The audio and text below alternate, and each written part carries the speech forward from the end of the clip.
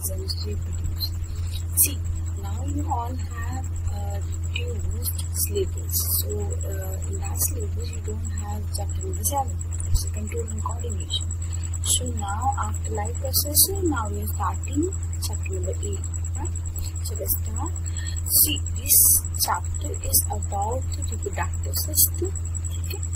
उसके बाद रिप्रोडक्शन के बाद क्या आपके ऑफस्प्रिंग्स होते हैं, क्या इम्पोर्टेंस है इस रिप्रोडक्शन की, कितने टाइप्स हैं उसके, क्या सिस्टम है आपके, तो ये चैप्टर उसके बारे में. So let's start. First we'll be talking about the reproduction. When I say reproduction, it is made up of two words. It consists of two words, that is re. I'll say re is again. Okay. Then there is production.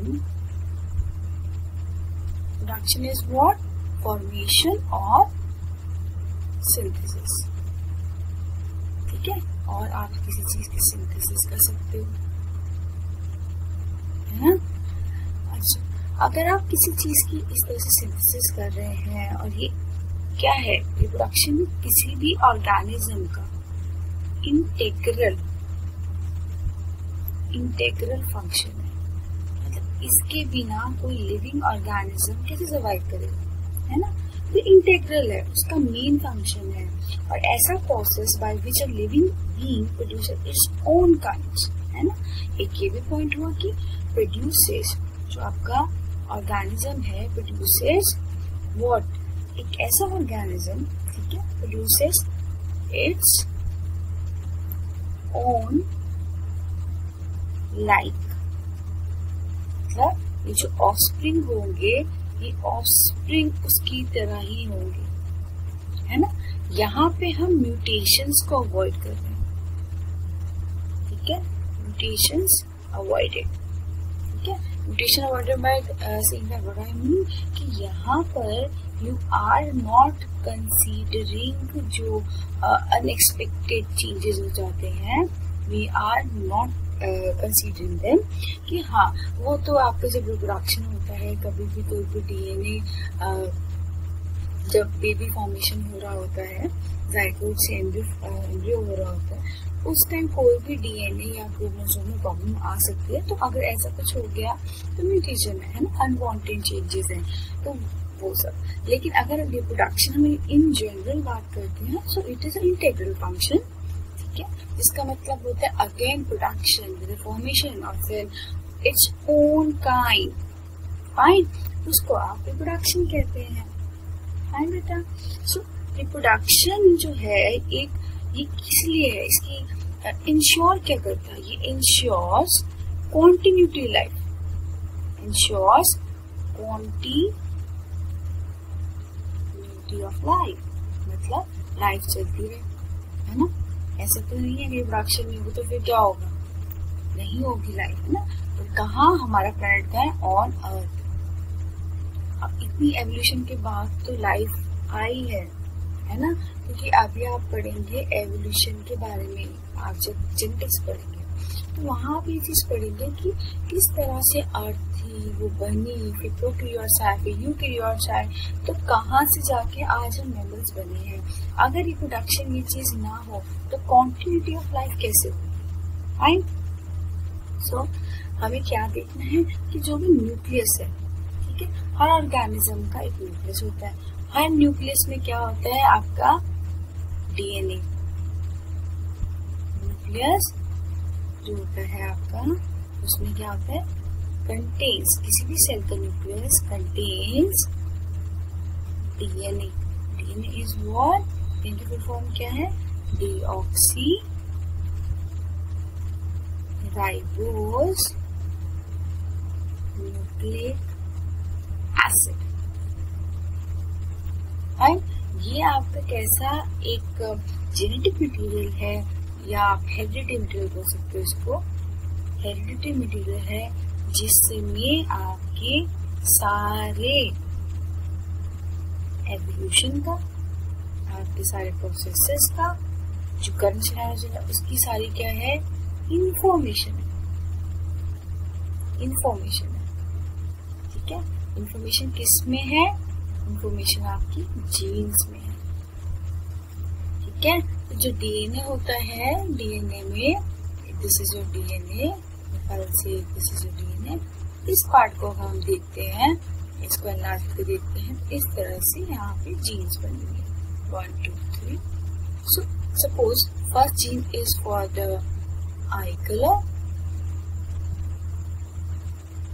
second gene is for the hair texture, and third is for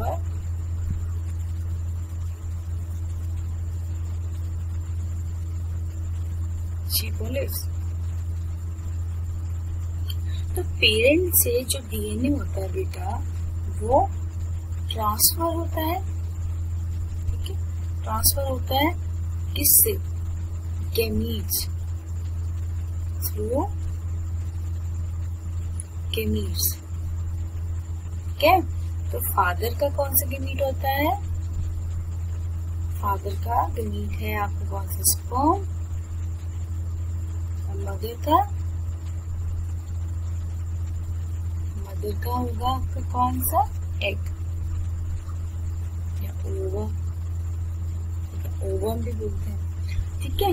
तो इस तरह के gametes है, through इनका father का DNA आ जाएगा, mother का DNA आ जाएगा, और ये दोनों मिलके क्या बनाएंगे? अपना zygote, through process called fertilisation. तो ये तो भी जनरल है, ठीक है। तो ये हमारे जहाँ पे 2 पेरेंट्स आ जाए उनको बोलते हैं सेक्सुअल रिप्रोडक्शन, ठीक है। आपने 1 क्लास में पढ़ा होगा, इसलिए आई am not going in detail of this. लेकिन सेक्सुअल रिप्रोडक्शन होते हैं जहाँ पे 2 पेरेंट्स हैं, फादर एंड मदर। बट अगर मैं बोलूँ एसेक्सुअल रिप्रोडक्शन कहाँ होती है? जहाँ पे सिंगल पेरेंट है, सिंगल पेरेंट, ठीक है। सिंगल पेरेंट होगा तो single copy of DNA. No, very important point, अगर ऐसा सिंगल कॉपी हुई, ठीक है, तो no changes in offspring.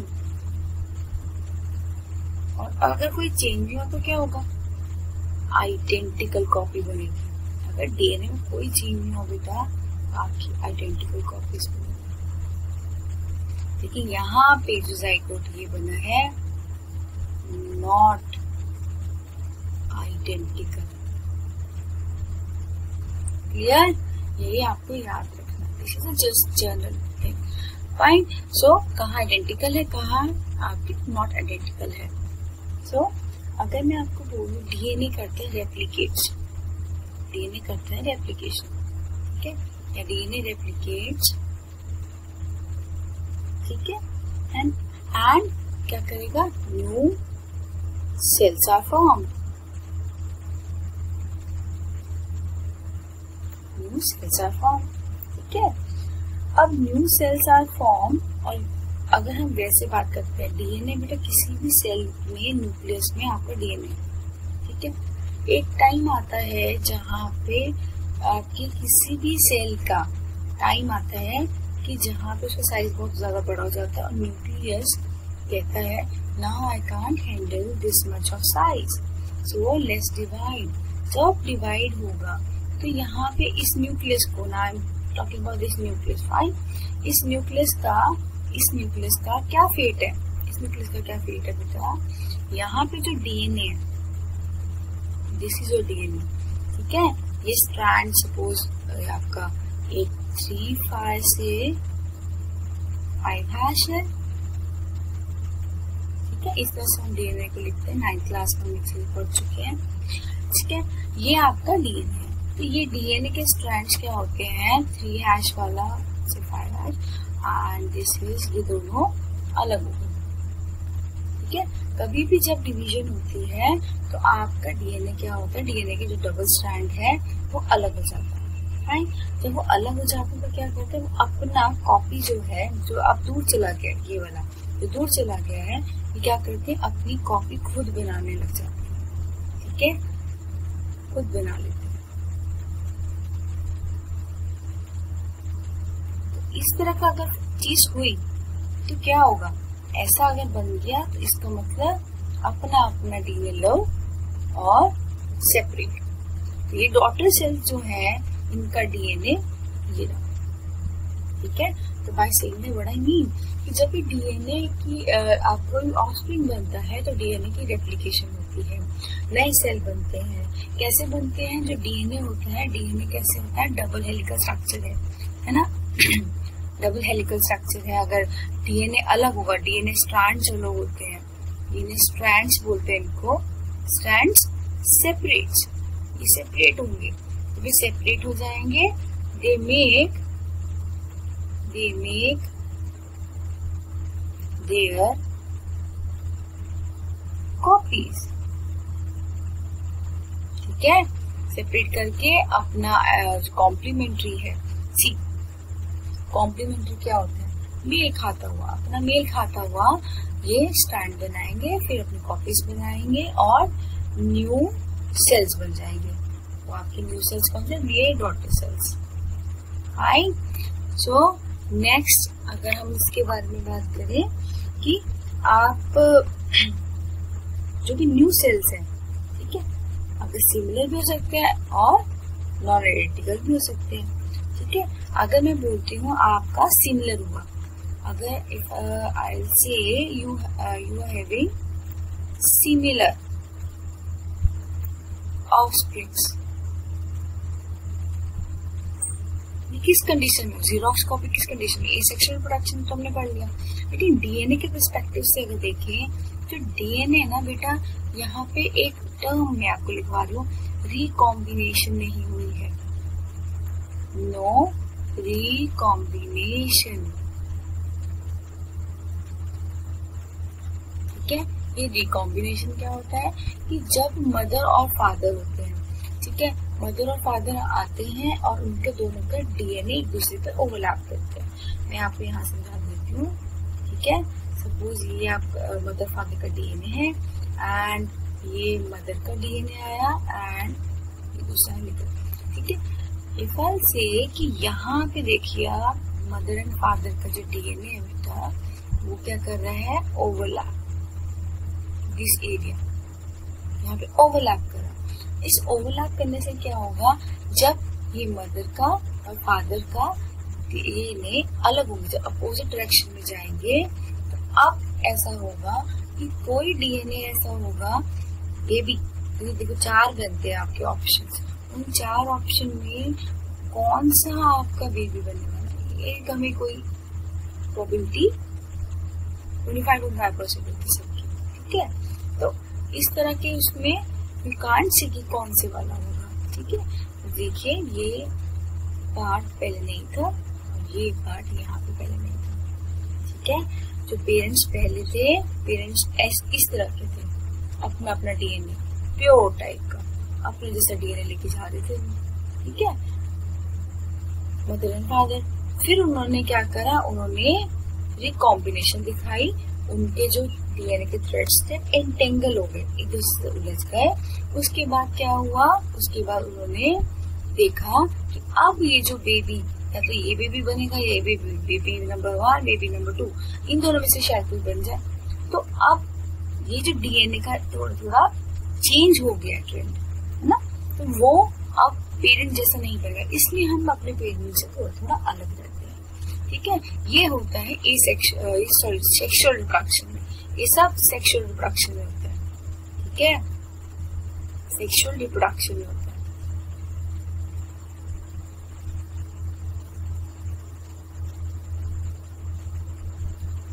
Sexual reproduction में होता है, बट ये सब आपके एसेक्सुअल में नहीं होता।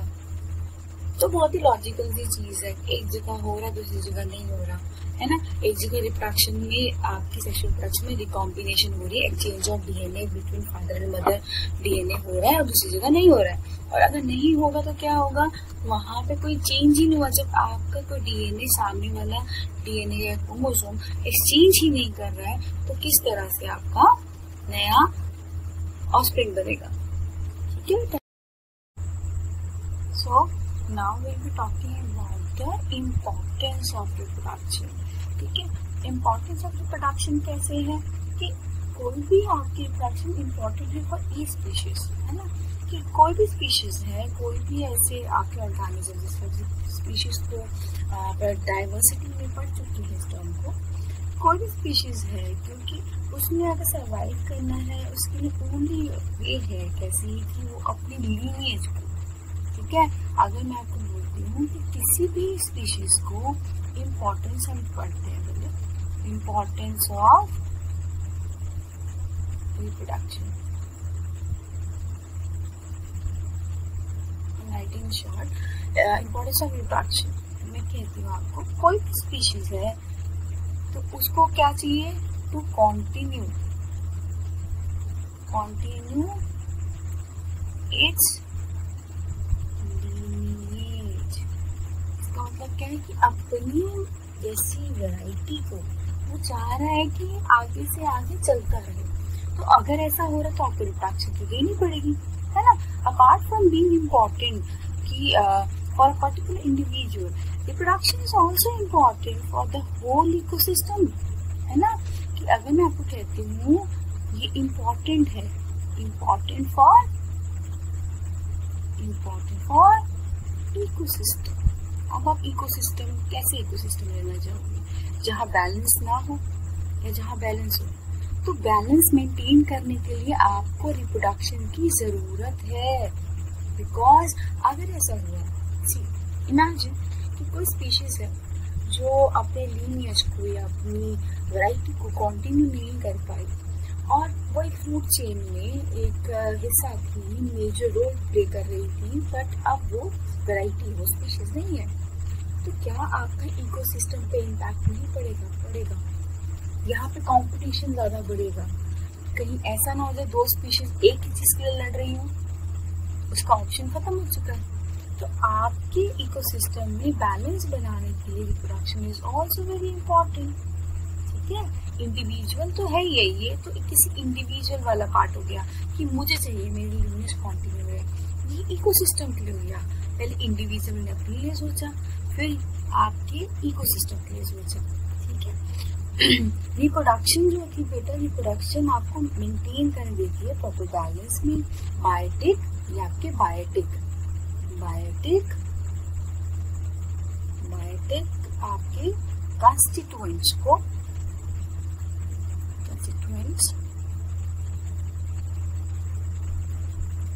Of ecosystem.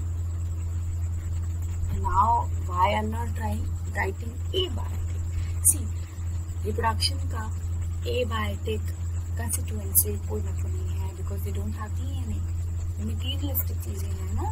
वहाँ पे आपका एक्यूमुलेशन ऑफ मास हो सकता है, साइज से बड़े हो सकते हैं, बट डीएनए जैसा कुछ नहीं है उनके पास, ठीक है। वो डिवीजन नहीं दिखा सकते। तो हाँ, यहाँ पे हम सिर्फ लिविंग चीजें लेते हैं, दैट इज अ बायोटिक, है ना। आप लोगों ने 9th में भी पढ़ा है, biotic means living and abiotic when you add a after before the word, ठीक है। जो पीछे वाली टर्म है that is not present, like when I say bat means the living organism, when I say abiotic means living organism are not present, like air, water, light, right?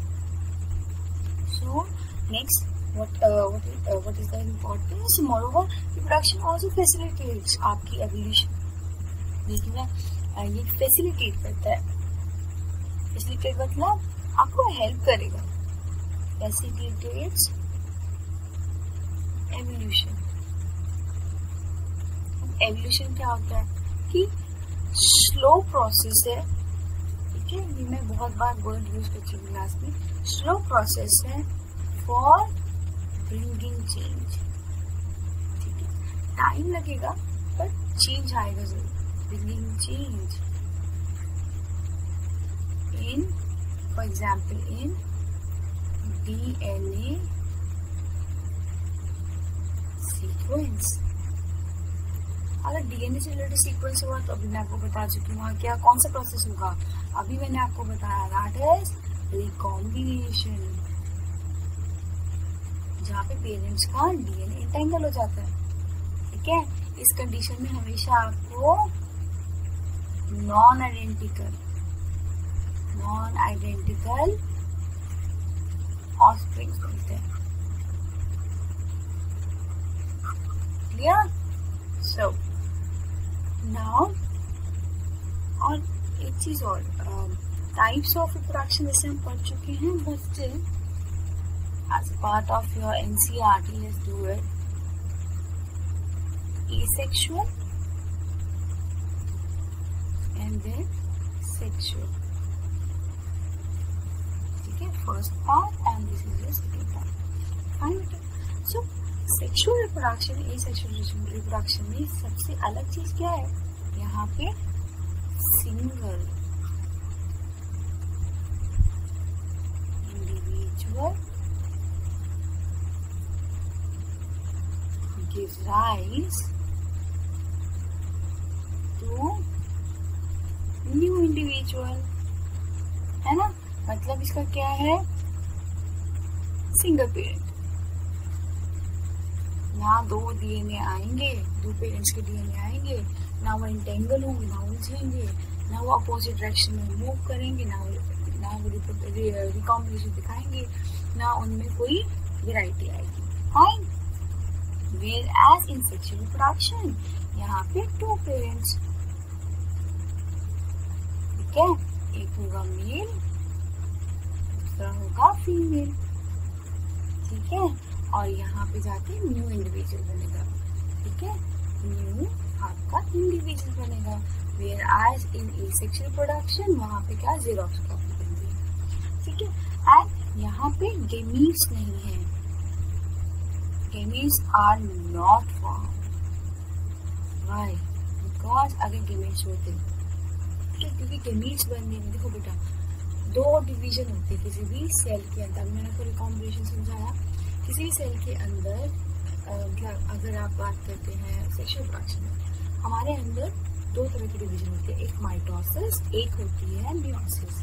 Meiosis हमेशा दो parent वाली होती है, sexual reproduction वाली होती है, and mitosis single parent वाली, मतलब सेल को किसी और की जरूरत नहीं है, वो अपनी आइडेंटिकल कॉपी बनाता है, अपनी जैसा बनाता है। एंड आपकी मियोसिस जो होती है बेटा वो गेमीट, जैसे आपका एक तो आपकी मियोसिस यूज होती है जस्ट जो कि आपकी मियोसिस जो होती है, मियोसिस आपकी जाइगोट बनाने में यूज होती है, जहाँ मेल और फीमेल फर्टिलाइजेशन शो करते हैं, है ना, फर्टिलाइजेशन आपका प्रोसेस है वहाँ यूज होती है। एंड आपकी होती है इन गेमीट फॉर्मेशन, ठीक है, इन गेमीट फॉर्मेशन। तो यहाँ पे गेमीट फॉर्मेशन है, तो यहाँ पे भी क्या होगा, सेम रिकॉम्बिनेशन हो सकती है।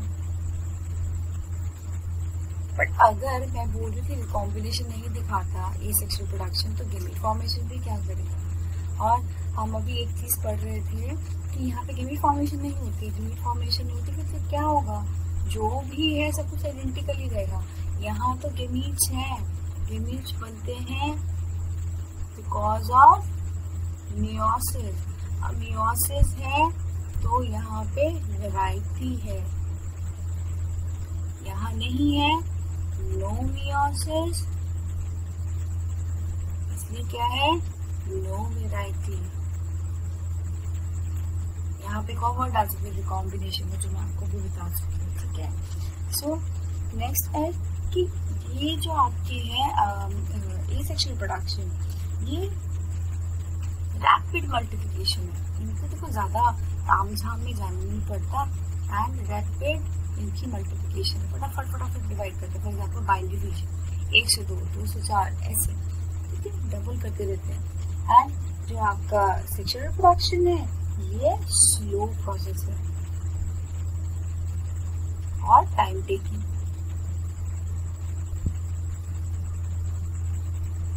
ठीक है। देन नेक्स्ट इज ये आपके जो एसेक्सुअल रिप्रोडक्शन है अडॉप्टेड बाय, ये कौन कर रहा है, adopted by lower organisms, and यहाँ पे adopted by higher organisms, देखो बहुत ही सिंपल सी बात है, डाइवर्सिटी में आप पढ़ चुके हो, लॉ ऑर्गेनिज्म है, क्यों अडॉप्ट कर रहे हैं? बिकॉज उनका सर्वाइवल प्रॉब्लम है ना, छोटे से तो है वो, है ना। तो अपनी स्पीशीज को कंटिन्यू रखने के लिए, एवोल्यूशन में पार्ट लेने के लिए उन्होंने अपने आप को डिवाइड कर रहे हैं फटाफट, कि नंबर कम रहेगा तो अपनी वैरायटी कम करने लगे ना, वो अपनी स्पीशीज कम करेंगे। और सेक्सुअल रिप्रोडक्शन में हायर वाले हैं, उनको पता है हम तो एवोल्यूशन में डोमिनेटिंग है, हम डाइवर्सिटी में, बायोडाइवर्सिटी में ऊपर है, तो ठीक है अगर हम ऐसे हैं तो हम स्लो प्रोसेस को हैंडल कर सकते हैं, ठीक है। सो नेक्स्ट इज बेटा, so next we be talking about the in-text question, page number 128 पे क्वेश्चन है आपके। तो फर्स्ट क्वेश्चन है, what is the importance of DNA copying, importance of DNA copying in reproduction? As I told you, देखो इसमें पहला point हम क्या डाल सकते हैं, पहला पॉइंट है कि ये leads to certain genetic variations, ठीक है, कि ये जेनेटिक वेरिएशंस लेके आता है। And genetic variation I told you कि डीएनए कॉपिंग कहाँ होगा, सबसे पहली चीज डीएनए कॉपी कहाँ हो रहा है, इस तरह की चीजें कहाँ हो रही हैं, वेरिएशन कौन ला रहा है, सेक्सुअल रिप्रोडक्शन लेके आ रहा है। तो इस तरह की जेनेटिक वेरिएशन लाने से क्या होगा, आपकी एवोल्यूशन ज्यादा होती है, एवोल्यूशन ज्यादा होगी तो सबको फायदा होगा, है ना। तो जेनेटिक वेरिएशन के लिए, ठीक है, इंक्रीज कर देता है, जेनेटिक वेरिएशन को इंक्रीज करता है एंड रिस्पॉन्सिबल है, ठीक है, यहाँ पे transmission of parental character, parental characters, है ना, जो पेरेंट्स के कैरेक्टर्स पास ऑन होते हैं, parental characters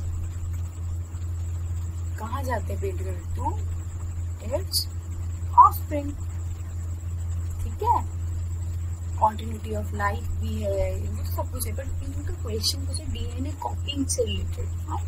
So second question is, why is variation beneficial to the species but not necessary for the individual? This is a very important question. कि ऐसा क्यों है कि जो आपकी वेरिएशन है बेनिफिशियल है एक पूरी स्पीशीज को, जैसे हम ह्यूमन है तो हम एक स्पीशीज है ना, तो हम सब को तो स्पीशीज को बेनिफिशियल है but not necessary for the individual, मुझे चाहे ना हो, है ना। तो क्यों ऐसा, इसलिए है कि वेरिएशन अलाउ करती है organism to exist in diverse habitat और नेचर्स, है ना। तो in the absence of variation क्या होगा, स्पीशीज में be restricted to a particular area, ठीक है। अगर वेरिएशन आई, अगर वेरिएशंस आ गई हैं तो क्या होगा, ठीक है, आपका जो ऑर्गेनिज्म है, ऑर्गेनिज्म को अलाउ करेगी, अलाउ organisms, ठीक है, allow organism to exist,